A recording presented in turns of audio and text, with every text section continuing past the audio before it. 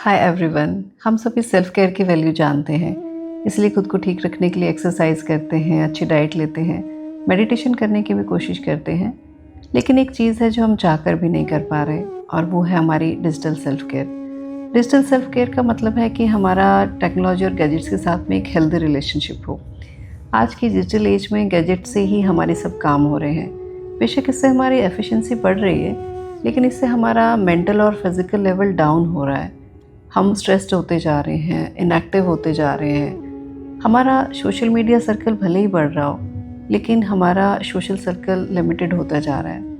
Problem ये है कि फ़ोन और लैपटॉप के यूज़ के बिना हमारा काम भी नहीं चलता। हमारा हर काम ऑनलाइन हो रहा है, तो इसलिए हमारा स्क्रीन टाइम बढ़ना लाजमी है। लेकिन कुछ ऐसे छोटे छोटे चेंजेस हैं जिनको करके हम अपने स्क्रीन टाइम को थोड़ा सा कम कर सकते हैं और अपनी प्रोडक्टिविटी को बढ़ा सकते हैं। इसके लिए करना सिर्फ इतना है कि हमें टेक्नोलॉजी के यूज़ को बैलेंस करना है। सबसे पहले तो हमें अपना स्क्रीन टाइम ट्रैक करना होगा। देखना होगा कि जो हमारा स्क्रीन टाइम है वो हमारे वर्क से रिलेटेड है या रील्स या एंटरटेनमेंट में ही लग रहा है। और साथ ही हमें सोशल मीडिया भी थोड़ा सा माइंडफुल होकर यूज़ करना पड़ेगा और अपनी बाउंड्रीज़ हमें खुद ही तय करनी पड़ेंगी। हमारा ज़्यादातर टाइम रील्स या वीडियो देखने में जाता है, जिससे हमें कुछ भी हासिल नहीं होता। हमें ऐसा लगता है कि हमें उससे नॉलेज मिल रही है, लेकिन असलियत ये है कि हमें उसमें से कुछ याद ही नहीं रहता और वो टोटली टाइम वेस्ट है। और एक तरह से हम वो गार्बेज अपने माइंड को दे रहे हैं। गार्बेज इसलिए क्योंकि हम उसका कोई यूज़ नहीं करते हैं, और अगर यूज़ नहीं है तो और खाली एंटरटेनमेंट है, वो सिर्फ थोड़ी देर के लिए, तो हमें ऐसा गार्बेज अपने माइंड में क्यों डालना है। अब कई बार ऐसा होता है कि हम अपने आप को रोक नहीं पाते हैं, लाइक इंस्टाग्राम देखने से, स्नैपचैट देखने से।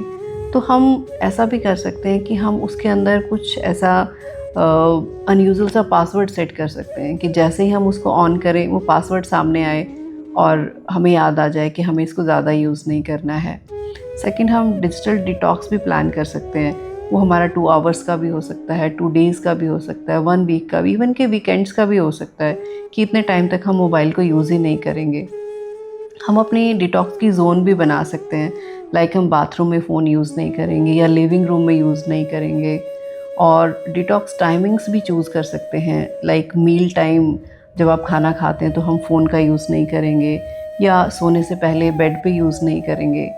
ऐसे छोटे छोटे बहुत सारे चेंजेस हैं जिनको आप करेंगे तो आपका जो स्क्रीन टाइम है वो बहुत कम हो जाएगा।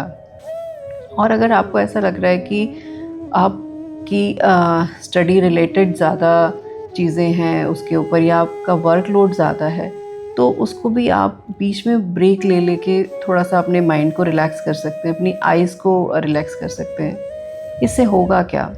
इससे ये होगा कि एक तो अगर हमें कोई नई स्किल डेवलप करनी है, उसके लिए हमें टाइम मिलेगा, क्योंकि हम टोटली टाइम जब भी हम खाली होते हैं तो हम अपना सोशल मीडिया देखना स्टार्ट कर देते हैं। और अगर हम लोगों से बात करेंगे, अपने लव्ड वन से बात करेंगे, तो उनके साथ हमारा जो रिलेशनशिप है वो हेल्दी होगा।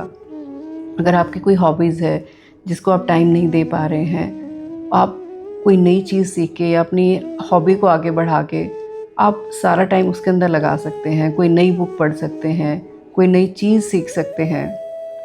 जब आप फ़ोन से थोड़ा सा दूरी बनाएंगे, तब आप देखेंगे कि आप बहुत सारा टाइम उसके अंदर वेस्ट कर रहे थे। और अगर वही टाइम किसी ऐसी चीज़ में लगता है जो आपके काम आने वाला है, कोई स्किल डेवलप करने में या कोई नई चीज़ सीखने में, तो आप कुछ टाइम के बाद पाएंगे कि जो टाइम आप वेस्ट कर रहे थे वो टोटली आपका यूटिलाइज़ हो गया है, और तब आपको ही उसको देखकर अच्छा लगेगा।